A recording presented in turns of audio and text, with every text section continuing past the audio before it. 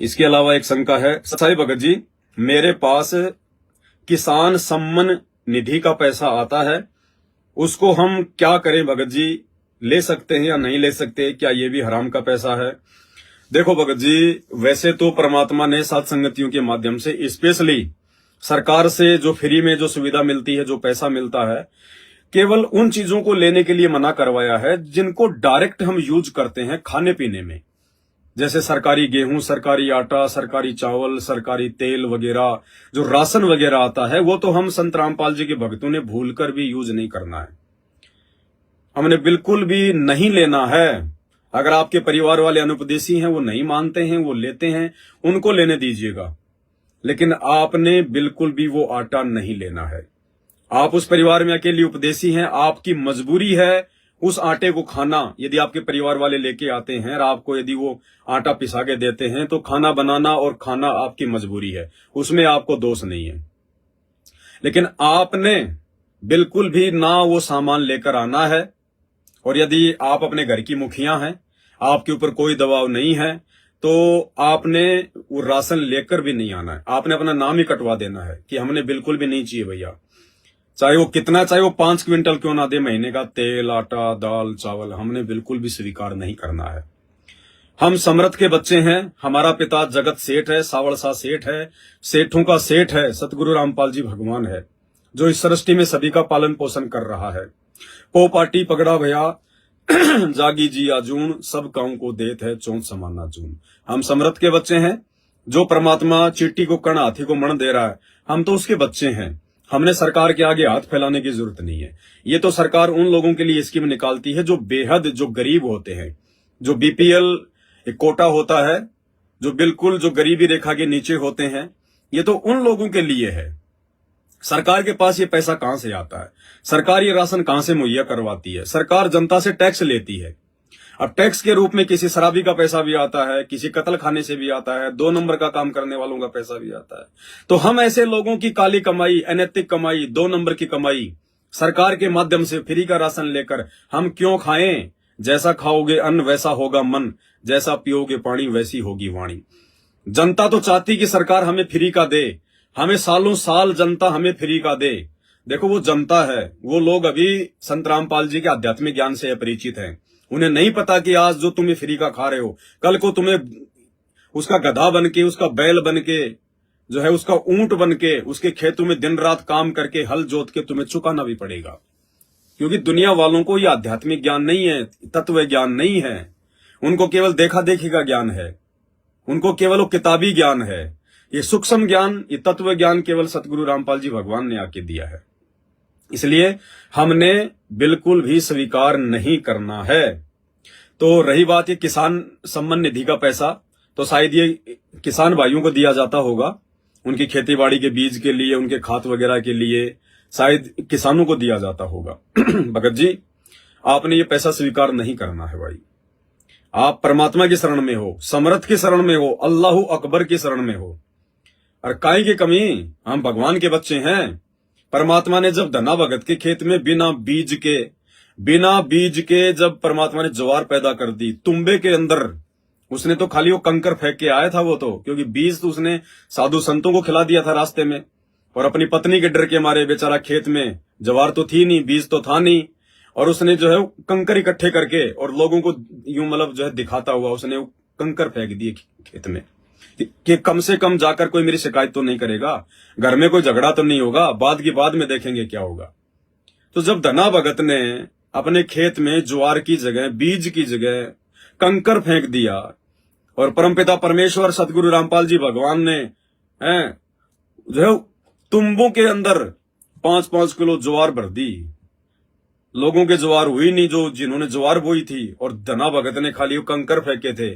परमात्मा ने पूरा खेत भर दिया तुम्बों से, और जब फोड़ा उन तुम्बों को तो उनमें जो है ज्वार, बिल्कुल साफ सुथरी ज्वार।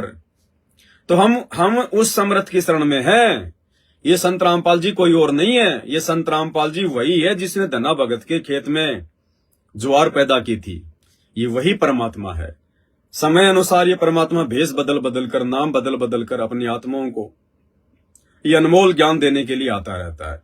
हम किसान भाई हैं, अब हमने अपने भगवान पर विश्वास करना पड़ेगा। हर क्रिया पर हमने भगवान पर विश्वास करना पड़ेगा। आपने किसान सम्मान निधि का पैसा सरकार से बिल्कुल नहीं लेना है। और सरकार आपको कितना पैसा दे देगी किसान सम्मान निधि का, और उस पैसे से आप क्या कर लोगे भगत जी? अगर बारिश नहीं हुई तो क्या कर लोगे? वो सम्मान निधि का पैसा आपके खेत में वो पानी डाल देगा क्या? अगर बारिश ही नहीं करेगा भगवान, और मान लीजिए आपने किसान सम्मान निधि का पैसा ले लिया संत रामपाल जी का भगत होकर, जगत वालों के लिए नहीं कह रहा मैं, बाकी लोग चाहे ले ना ले उनकी मर्जी है, केवल संत रामपाल जी के भक्तों के लिए शंका समाधान है। मान लीजिए आपने खेत में फसल लगा दी, किसान सम्मान निधि का आपने पैसा ले लिया है, बढ़िया आपके खेत में फसल जो है वो लहला रही है, और जैसे अभी रोहतक में पड़े ओले, पूरी फसल चौपट। अब बताओ कौन सी डाल अड़ा दी आपके किसान सम्मान निधि के पैसे ने? हमने भगवान के भरोसे रहना पड़ेगा। अगर हम संत रामपाल जी के भगत हैं, हमने किसी की 1 रुपए की भीख स्वीकार नहीं करनी, 1 रुपए की भीख भी नहीं लेनी हमने, ना सरकार की ना किसी और की। हमारा रक्षक, हमारा पेट भरने वाला हमारा परमात्मा है, हमारा पिता सतगुरु रामपाल जी भगवान है। आश्रय रहना पड़ेगा। ये परमात्मा वही है जिसने भगत प्रहलाद को बचाया, जिसने मीरा के जहर को अमृत बनाया, ये वही भगवान है। इसको भगत वैसे चाहिए, मीरा जैसे, प्रहलाद जैसे। परमात्मा वही चमत्कार करेगा, खड़े खड़े वही चमत्कार करेगा आज भी। तो विश्वास रखने की जरूरत है भगत जी। कहे कबीर सुनो भाई साधो, मैं तो हूं विश्वास में। संत रामपाल जी के भक्तों ने, जो किसान हैं, उन्होंने अब अपने खेतों में यूरिया खाद का उपयोग नहीं करना, बिल्कुल भी यूरिया खाद अपना एक दाना भी अपने खेतों में नहीं डालना। ना खुद ने जहर खाना, ना दुनिया को जहर खिलाना है। किसी भी प्रकार का कोई भी कीटनाशक, कोई भी जो है वो पेस्टिसाइड स्प्रे का छिड़काव नहीं करना। भले आपकी फसल हो ना हो, आप ये ना देखो कि फसल होगी या नहीं होगी, कीड़ा खाएगा नहीं खाएगा, पैदावार होगी नहीं होगी, ना हो कोई दिक्कत नहीं, लेकिन हमने अपने भगवान पर विश्वास करना पड़ेगा। हमने उसी पुरानी जो है परिपाटी पे आना पड़ेगा। आप यूरिया ठोकोगे, आप कीटनाशक छिड़काव करोगे, कितने जीव मारोगे आप? उस यूरिया को खाकर कितने जीव मर जाते भगत जी। उस यूरिया, वो जहर है, वो उस फसल की जड़ में जा रहा है, जड़ से वो उस पौधे में आ रहा है, उस पौधे से फिर वो जो है वो फल बनेगा, वो बाली बनेगी, वो बाजरा बनेगा, वो गेहूं बनेगा, वो जहर होगा भगत जी। और फिर आप अपने गुरुदेव भगवान को जहर का भोग लगाओगे? आप समाज को जहर खिलाओगे? आप जहर खाओगे? नहीं। अरे जिनको ज्ञान नहीं है वो भी जैविक खेती पर जोर दे रहे हैं, वो लोग भी यूरिया को बंद कर रहे हैं। उनकी यूरिया खाने से, यूरिया डालने से उनकी जमीनें जो है वो नष्ट हो चुकी हैं। आज आप जी जो है पंजाब को देख लीजिएगा, पंजाब में हर घर में कैंसर का मरीज है, हर घर में, क्योंकि सबसे ज्यादा खाद, यूरिया, पेस्टिसाइड, स्प्रे ये पंजाब में जो है वो होता है, मतलब यूज होता है। आज पंजाब में घर घर में कैंसर के मरीज हैं। तो भाई और बहनों, हमने इन सिस्टम को चेंज करना पड़ेगा। हमें तो भगवान का सहारा मिल गया, दुनिया वालों को तो भगवान का सहारा नहीं है। भले दुनिया वाले मंदिर, मस्जिद, चर्च, गुरुद्वारे में जाते हैं, हरे राम हरे कृष्ण करते हैं, तीर्थों पे जाते हैं, लेकिन उनको भगवान का सहारा नहीं है, क्योंकि उनकी विधि सही नहीं है, शास्त्रों के अनुसार नहीं है, उनको भगवान की जानकारी नहीं है। उनको जो जैसा बता दे वहीं जाके वो ताली पीटने लग जाएंगे। उनको भगवान की जानकारी नहीं है, उनको सही भक्ति विधि नहीं है, शास्त्र अनुसार भक्ति नहीं है, इसलिए भगवान का आशीर्वाद जगत वालों के हाथ जो है वो उस चीज पर नहीं है। लेकिन आप और हमारे साथ तो साक्षात परमात्मा है, सारी सृष्टि का रचनहार धरती पर उतरा हुआ भाई, और डायरेक्ट हम उनकी शरण में हैं, हम उनकी यथार्थ भक्ति कर रहे हैं। क्या कमी छोड़ेगा परमात्मा? तो संत रामपाल जी के भक्तों ने यूरिया खाद का बिल्कुल भी यूज नहीं करना है। गाय भैंस का खाद डालिएगा अगर डाल सको तो, अन्यथा यूरिया तो बिल्कुल भी यूज नहीं करना। भले आपको आधी फसली पैदा हो, उसी में संतोष करेंगे हम, और हमारा उसमें भी काम चल जाएगा। ये जगत वाले तो यूरिया खाद वगैरह इसलिए डालते हैं कि ज्यादा से ज्यादा फसल पैदा हो। दुनिया जहर खा रही है, हम जहर खा रहे हैं, उससे कोई मतलब नहीं। बस उनका मकसद है ज्यादा से ज्यादा पैदावार होगी तो अब की बार मैं लड़के को गाड़ी निकलवा के दूंगा, घर में एसी लगवाऊंगा, कूलर लेके आऊंगा, फ्रिज लेके आऊंगा, 2 बीघा जमीन और खरीद लूंगा, ये करूंगा वो करूंगा, मैं मेरे बच्चे को जो है अमेरिका भेजूंगा पढ़ाने के लिए, मुझे इतने पैसे चाहिए। तो जगत वालों में तो भागा दौड़ मची हुई है, भौतिक वस्तुओं की, सांसारिक वस्तुओं की, एक दूसरे की देखा देखी। मेरे पड़ोसी ने खेत में मकान बना लिया, मैं भी बनाऊंगा, अब की बार जो है अच्छा वाला यूरिया डालूंगा। भगत जी, हमें परमात्मा ने सतज्ञान दे दिया, परमात्मा ने हमारी हर प्रकार की इच्छाओं को शांत कर दिया। सतगुरु मिले तो इच्छा मेटे, पद मिल पदे समाना, चल हंसा वो लोक पठाऊं जो आदि अमर अस्ताना। हमें सतगुरु मिल गए, परमात्मा ने हमें अनमोल ज्ञान दे दिया, मानव जीवन का मकसद समझा दिया कि बेटा कहां भागे जा रहा है दुनिया के पीछे पीछे, क्यों दुनिया की पेड़ पे पेड़ रख के अपने आप को मानसिक शांति से दूर कर रहा है। अरे ये दुनिया, ये तो सांसारिक है, तो भौतिक हैं, इनको तो मन बढ़ाई दिखावा, एक दूसरे की देखा देखी। भले घर में मोटरसाइकिल की जरूरत नहीं है, लेकिन पड़ोसी फोर व्हीलर ले आए तो हमने भी लेके आना। तो हम जगत वाले नहीं हैं, हम भगत वाले हैं, हम भगत हैं। परमात्मा कहते हैं साईं इतना दीजिए जिसमें कुटुंब समाए, हम भी भूखे ना रहें साधु न भूखा जाए। हैं वो चाहे 20 स्कॉर्पियो लाके खड़ी कर दे, 3 मंजिल का मकान बना दे, सोना उसने वही 3x4 में जगह में है। एक कमरा ही काफी है सोने के लिए, बकवाद के लिए, दिखावे के लिए, चाहे वो 3 मंजिल खड़ा कर दे, उसका कोई लेन देन नहीं है। पहनेगा वो भी 2 जोड़ी कपड़े, पहननी हमें भी 2 जोड़ी जो है वो कपड़े ही है। हमने भी इन पैरों में चप्पल और जूते पहनने, वो कोई सोने के जूते नहीं पहन रहा भगत जी, उसके कोई 20 पैर नहीं है, वो केवल दिखावे में जी रहे हैं दुनिया वाले। हमने दिखावे में नहीं जीना है, हम भगत हैं। दुनिया वाले जो मर्जी करें, हमने उनकी तरफ देखना ही नहीं है। हमें हमारे गुरुदेव भगवान ने जो रास्ता दिखा दिया भक्ति का, साधारण रास्ता दिखा दिया, हमने केवल उस रास्ते पे चलना है। हमने रिश्तेदारों को खुश नहीं करना, जगत वालों को खुश नहीं करना, समाज को हमने कोई जो है खुश नहीं करना। हम लोगों की नजरों में मूर्ख हैं, मूर्ख सही, हम लोगों की नजरों में बुद्धू हैं, हम बुद्धू सही, हम गरीब हैं, हम गरीब सही, लेकिन हमने व्यर्थ का दिखावा नहीं करना है, फालतू की मानसिक अशांति को मोल नहीं लेना है। भगवान की भक्ति करेंगे, 2 टाइम की रोटी परमात्मा हमें देगा, बस इतना ही चाहिए हमें भक्ति के लिए। परमात्मा ने बता दिया कि बेटा अंत में तेरा यह शरीर भी 2 मुट्ठी राख बन जाएगा। और आज जो तू दुनिया की देखा देखी, 4 किला जमीन खरीद ली, बड़ी गाड़ी ले आया, बड़ा मकान बना लिया, ये कर लिया, वो कर लिया, ये सुई की नोक भी साथ नहीं लेके जाएगा, सुई की नोक भी। और ना तेरे मरने के बाद तुझे कोई याद करेगा। याद करते हैं भक्तों को, जब तक सूरज चांद रहेगा, मीराबाई का नाम रहेगा।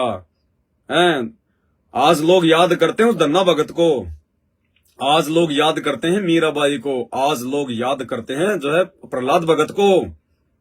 हैं अरे उन राजनेताओं को कोई याद नहीं करता, वो भी लोगों को याद दिलाना पड़ता है। भारत का प्रथम राष्ट्रपति कौन था, भारत का प्रथम प्रधानमंत्री कौन था, फलाना दिखना याद दिलाया जाता है, कोई याद नहीं करता उनको। और जो भगत थे, जिन्होंने भक्ति करी, जो बिल्कुल सीधे साधे तरीके से रहे, समाज ने उन्हें डराया धमकाया, उन्हें जो है मूर्ख कहा, उनको बुद्धू कहा, उन्होंने कोई परवाह नहीं की। उनको अपने गुरु से जो ज्ञान मिला उस ज्ञान से रहे, आधीनी से रहे, अभाव में अपना जीवन जिया, साधारण उन्होंने जो है वो जीवन जिया। दुनिया की देखा देखी, ब्याह शादी, लेन देन, तेरा मेरा, राजनीति नहीं करी उन्होंने। इसलिए आज बच्चे बच्चे के नाम पे मीराबाई का नाम है, धना भगत का नाम है, आदरणीय गरीबदास जी का नाम है, जो है धर्मदास जी का नाम है, सेऊ सम्मन का नाम है, रंका बंका का नाम है, नामदेव का नाम है। और राजनेता जो राज किया करते थे, कोई प्रधानमंत्री, कोई 2 बार, कोई 3 बार, कोई राष्ट्रपति, कोई पलानी धरती तोल रहे थे, अंत में वो भुगत भुगत के मरते हैं, कैंसर से मरते हैं, तड़प तड़प के हॉस्पिटल में उनकी टट्टी पेशाब जो है बंद हो जाती है। और कोई याद नहीं करता उनको मरने के बाद में, कोई याद नहीं करता उनको मरने के बाद में। तो हमने दुनिया की देखा देखी नहीं चलना है, परमात्मा पे विश्वास करना है हमें। अब देखो पहले क्या होता था भाई और बहनों, ये यूरिया खाद वगैरह, ये पेस्टिसाइड वगैरह, ये कीटनाशक का छिड़काव, ये अभी 30-40 साल से शुरू हुआ है। 30-40 साल पहले हिंदुस्तान में यूरिया खाद नहीं था, कोई पेस्टिसाइड नहीं था, कोई कीटनाशक का कोई छिड़काव नहीं था। ये काल की सूक्ष्म चाल है, हमसे ज्यादा पाप करवाने के लिए हम छिड़काव करते हैं कीटनाशक का, अरबों खरबों जीव मार देते हैं हम, किस लिए? रोजी रोटी के लिए। अरे पेट भरने के लिए तो मार रहे हैं ना उनको हम। तो पेट कौन भरेगा? कौन भरता है पेट? पेट भगवान भरता है, पेट सतगुरु भरता है, सतगुरु भरेगा पेट। अगर 2 साल अगर बरसात ना हो तो फसल तुम्हारा पेट भर देगी क्या? ओले गिर जाए तो फसल तुम्हारा पेट भर देगी क्या? वो फसल का अच्छा होना भी सतगुरु की रजा, सतगुरु की मेहर। जब तक आपके पास में आपकी भक्ति है, आपके पुण्य कर्म है, तब तक आपकी फसल भी अच्छी होगी, आपकी भैंस भी अच्छा दूध देगी, आपके बच्चे भी अच्छे पैदा होंगे। और जिस दिन हमारे पुण्य कर्म समाप्त हो जाते हैं, जो भक्ति हमने किसी जन्म में की परमात्मा की, जब वो भक्ति हमारी नष्ट हो जाती है और वर्तमान में यदि हम सही भक्ति नहीं कर रहे हैं, तो फिर हमारे पाप कर्म शेष होते हैं। और पाप कर्म के चलते चाहे तुम कितना अच्छा करने का प्रयास करो, तुम्हारा सब कुछ बर्बाद होता चला जाएगा। तो पहले क्या करते थे, कोई पेस्टिसाइड यूज नहीं होता था, कोई हमारे दादा परदादा कोई यूरिया खाद यूज नहीं करते थे। क्या करते थे, गांव में लोग भैंस रखते थे, गाय रखते थे, भेड़ बकरियां रखते थे, उनका खाद खेतों में डाला करते थे, नेक नीति से रहा करते थे, किसी का ना बुरा करते थे ना बुरा सोचते थे।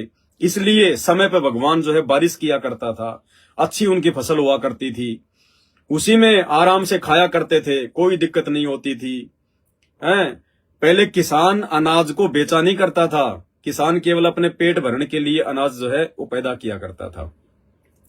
अब आगे चल के धीरे धीरे उनकी भक्ति कमाई हो गई नष्ट, उनके जो पुण्य थे वो नष्ट हो गए, पाप कर्म बच गए। उसके बाद में आपत्तियां आने लग गई, कभी फसल बर्बाद हो गई, कभी अच्छी हो गई। फिर ऊपर से ये यूरिया खाद इस काल ने शुरू करवा दिया, अधिक पैदावार करने के लिए पेस्टिसाइड शुरू करवा दिया, और ज्यादा हम लोग जो है मतलब पाप कमाने लग गए। अब फसल पैदा करते हैं और वो खरबूजियों को कीटनाशक छिड़क छिड़क के बेवजह मार देते हैं हम, सिर्फ अपने इस पेट के लिए। पेट परमात्मा भरता है। अरे विचार करो, जब हम माँ के पेट में 9 महीने थे, 9 महीने जब माँ के पेट में इंसान रहता है, तो कौन सा किसान जो है वो फसल उगाता है, कौन सा वो जो है बिजनेस करता है। माँ के पेट में 9 महीने उस जिस परमात्मा ने हमारा पेट भरा, हमारे को पाला, हमारे को पोषा, क्या वो परमात्मा माँ के गर्भ से बाहर आने के बाद हमारा पेट नहीं भरेगा? भरेगा, भरता है परमात्मा। लेकिन हमें परमात्मा की परिभाषा याद नहीं है, हम परमात्मा को भूल गए, हम भक्ति करना भूल गए। इसलिए अपनी ही तिगड़मबाजी में हम लगे रहते हैं, और अपनी तिगड़मबाजी कभी सफल नहीं होती, कभी भी सफल नहीं होती, उल्टा हमें भगवान का दोषी बनाती है। तो पहले क्या करते थे अपने दादा परदादा, अगर आप लोगों को ध्यान हो तो, हमें तो ध्यान है, जब हम छोटे छोटे थे, 8-10 साल के थे, तो जब हमारे दादा परदादा, जब उनके परदादा को तो दास ने नहीं देखा, दादा को देखा है, जब हम लोग छोटे छोटे थे, जब अच्छी बारिश हो जाती थी तो अपना हल वगैरह से, अपने बैल से या ऊंट से, या फिर ट्रैक्टर भी थे उस समय, ट्रैक्टर वगैरह से खेत को जो है वो जुताई वगैरह वो कर दिया करते थे। और जिस दिन वो बीज डालने के लिए जाया करते थे, खेत में बीज बोने के लिए जाया करते थे, गेहूं का, बाजरे का, ज्वार का, मक्का का, उससे एक दिन पहले जिसको भी वो पूजा पाठ करते थे, जो भी उनका कुल देवता होता था, उनकी कुल देवती जो उनकी वो कुल देवी होती थी, जिसको भी वो मानते थे, ब्रह्मा विष्णु महेश को, माता मसाणी भैरव भूत हनुमंत को, क्योंकि उस समय ये तत्व ज्ञान तो नहीं था, ये ज्ञान तो नहीं था कोई देने वाला। जो भी वो परंपरागत अपनी पूजा पाठ हमारे दादा वगैरह जो किया करते थे, गांव में जो लोग जो किया करते थे, बीज डालने से एक दिन पहले वो उसके नाम पर कढ़ाई जो है वो किया करते थे। कढ़ाई क्या होती है, कोई भी मीठा पकवान बनाया करते थे, लापसी बना दी, हलवा बना दिया, सीरा बना दिया, खीर बना दी, इस प्रकार का अपने कुल देवता या फिर वो कुल देवी के नाम पर वो कुछ जो है मतलब मीठा बनाया करते थे, और वो उसको भोग लगाया करते थे। अच्छी फसल के लिए, अच्छी पैदावार के लिए अपने कुल देवी या फिर जो है कुल देवता को जो है अपना वो भोग लगाया करते थे, उसकी जो है पूजा पाठ वो किया करते थे।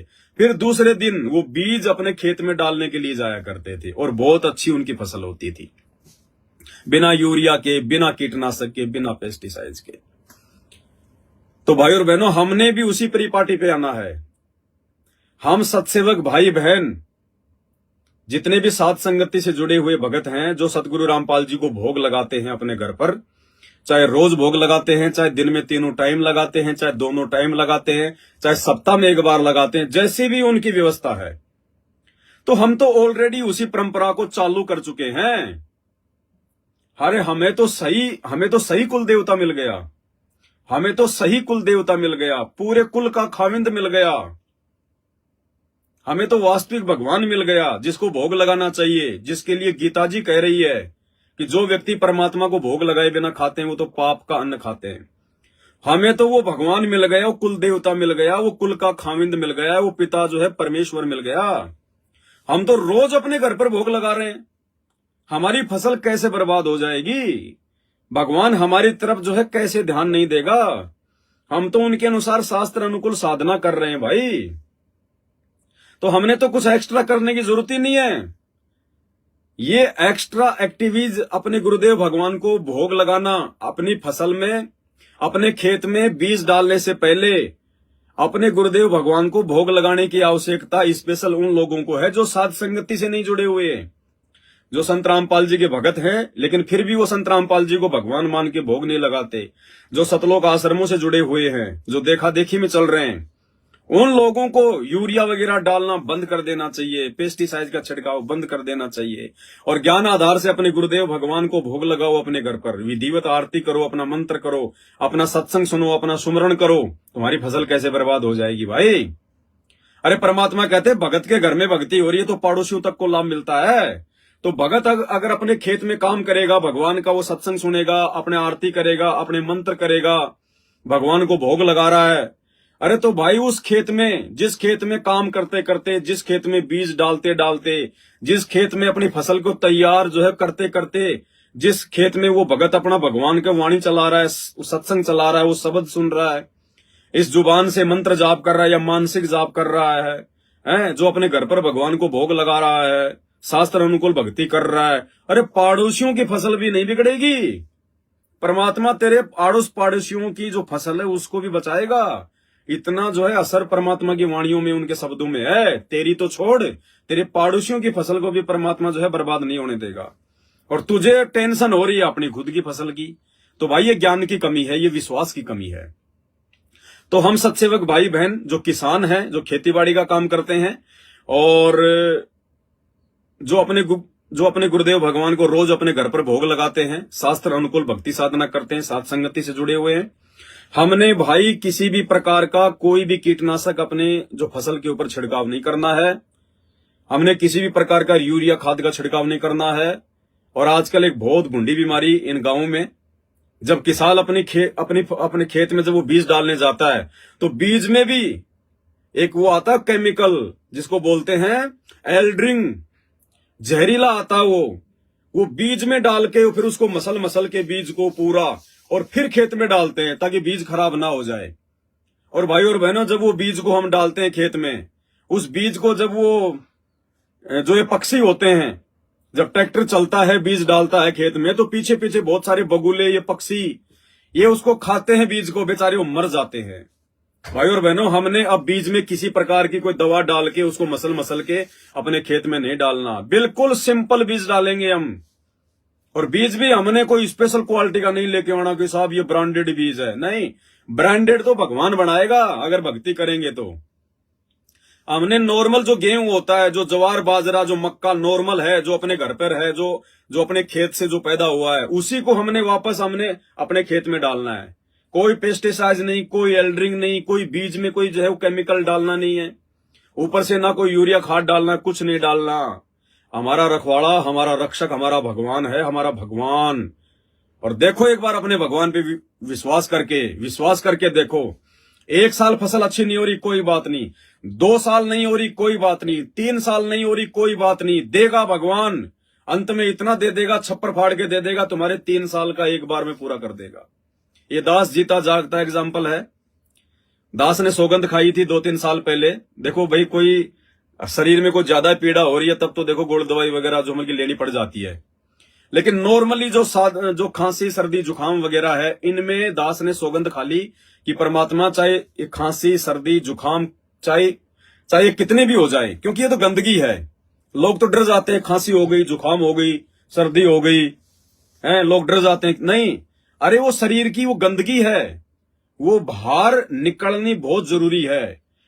जब हमारे को जुकाम लग जाती है तो जुकाम में क्या है, वो शरीर में वो गंदगी जमा हो गई, वो जो है वो कफ जमा हो गया, खांसी हो गई, शरीर के अंदर फालतू की चीजें जो हम खा लेते हैं, वो चीजें जो है शरीर में वो जो है वो जमा हो गई है, वो बाहर निकालेगा शरीर उसको। तो हम उसको गोली दवाई खा के हम उसको रोक देते हैं, वो रुक जाती है, लेकिन वो तो निकलेगी कैसे? फिर फोड़े फुंसी होंगे, उनमें भाई उनमें जो है मतलब कि मवाद निकलेगा, वो निकलेगी वो गंदगी, तो उस गंदगी को निकलने दो। ये सीजनल होता है, ये सर्दियों में या जब भी आपको खांसी हो जाए, जुकाम हो जाए, तो आप हमने कोई गोली दवाई नहीं लेनी है। जिसको विश्वास है उन्होंने कोई ये खांसी जुकाम और सर्दी की कोई हमने गोली दवाई नहीं लेनी है। वो गंदगी है, उसको बाहर निकलने दो। तो दास ने परमात्मा से संकल्प किया कि परमात्मा खांसी सर्दी जुकाम की कोई दवाई आपका दास नहीं लेगा। भाई और बहनों, 2 साल तक दास को जो है जुकाम भी हुई, खांसी भी हुई, दास ने कोई गोली दवाई नहीं ली। 10 दिन रही, 15 दिन रही, दास ने खूब नाक साफ किया, खूब खांस खांस के पूरा मैल बाहर निकाला। आज 2 साल हो गई है, ना तो दास को पिछली सर्दी में कोई जुकाम हुई, ना कोई खांसी हुई, ना दास को इस सर्दी में कोई जुकाम हुई, ना कोई खांसी हुई, बिल्कुल नहीं हुई। क्यों? क्योंकि शरीर ने अपने आप को उसी प्रकार से एडजस्ट कर लिया। जब हमने उसको खुराक नहीं दी तो ये शरीर एक जो है कंप्यूटर है, परमात्मा का बनाया हुआ, इसने देख लिया कि ये कोई फालतू की चीज नहीं खाएगा, तो उसने भी सर्दी जुकाम करना ही बंद कर दिया। ये हकीकत है, रियलिटी है, दास आपके सामने बैठा है। नहीं तो सर्दियों में हर किसी को खांसी जुकाम होता ही होता है। दास को 2 साल से मालिक के दया से ना जुकाम ना कोई खांसी। क्यों? क्योंकि पहली बात तो हमने फालतू की बाजार की चीजों को खाना छोड़ दिया। ये चाउमीन, ये बर्गर, ये पेटीज, समोसे, इडली सांबर फलाना दिखना, ये घटिया सामान, उनमें केमिकल डाला जाता है, उनमें पता नहीं क्या क्या फ्लेवर डाले जाते हैं, दुनिया भर की उनके अंदर जो है वो गंदगी, घटिया तेल का जो है वो लोग मतलब यूज करते हैं। उनको तो पैसा कमाने से मतलब है, तुम्हारे कोई मतलब स्वास्थ्य से थोड़ी मतलब है। तो पहली बार तो हम सत्सेवकों ने बाहर की चीजें खाना छोड़ दिया, जिनके कारण ये सारी प्रॉब्लम होती है। अपने घर पर बना के खाते हैं, शुद्ध बना के खाते हैं, फिर अपने भगवान को भोग लगाते हैं, बची कुछ कमी अपना भगवान दूर कर देता है। फिर हमारे विचार शुद्ध हो गए, फिर हम भक्ति जो है मतलब पूर्ण परमात्मा की कर रहे हैं, शास्त्र अनुसार जो है मतलब जो है भक्ति कर रहे हैं हम, तो हमें प्रॉब्लम होगी नहीं।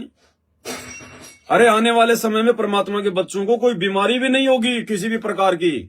भगत को हॉस्पिटल जाना ही नहीं पड़ेगा, कुछ नहीं होगा, अट्टे कट्टे शरीर होंगे, स्वस्थ शरीर होगा, परमात्मा के बच्चों का चमकीला शरीर होगा, क्योंकि हम परमात्मा के अनुसार चल रहे हैं, हम परमात्मा के हो चुके हैं, हमें कोई रोक शोक नहीं होगा किसी भी प्रकार का।